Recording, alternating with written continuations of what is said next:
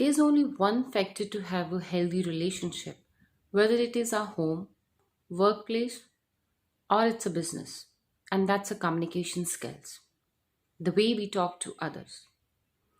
Communication really defines our personality.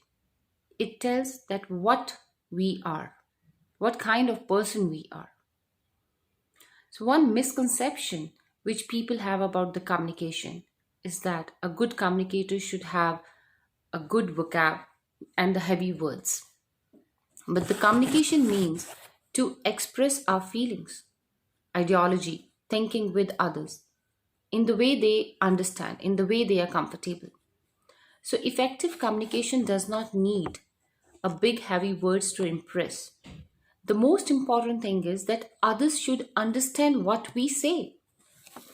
So, today I'm here to discuss the two simple ways to improve the communication. Communication is a vast topic. Talk as long as you want. It's very hard to develop all the habits. But today I'll discuss two simple habits which would really help to improve our communications. I have seen that even people who are really im- very good to impress others with their talks, but they are not good listeners. They interrupt others and they try to keep their words first. I believe that listening is also complicated as speaking. So, speaking and listening, it goes side by side. Imagine without listening others' problem, how one can give others a solution. Can we give it? No. So, listening is important to understand others' views, ideas, their feelings, their perception of life. When we listen, we should listen it wholeheartedly. And by wholeheartedly, I mean that with the positive body language, a good eye contact, and even we should nod our heads so that a person feel that we are at least listening him with the full concentration. And this way, other person will we willingly talk to us and disclose his or her feelings. So develop the habit of listening. Rather, I would say that instead of listening, we should try to understand what other person is speaking. So there is also a famous saying by it's written by George Bernard Shaw that the biggest communication problem is that we don't listen to understand. We just listen to reply. Reply can be a positive or negative, right? We should always try to understand the perception of that person with whom we are talking.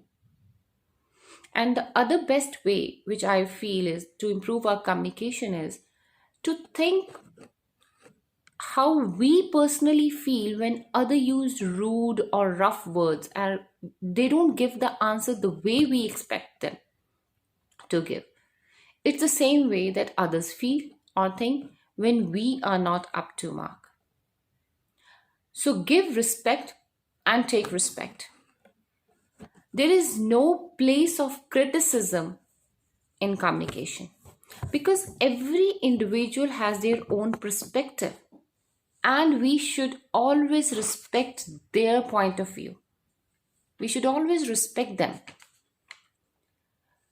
So, communication is not only about the words we speak, even the non-verbal communication are quite essential. That is, that our body postures, our gestures, our vocal tone, our volume, the facial expressions, these all play a great role in effective communication. So verbal and non-verbal both plays a very important role in a good communication or an effective communication.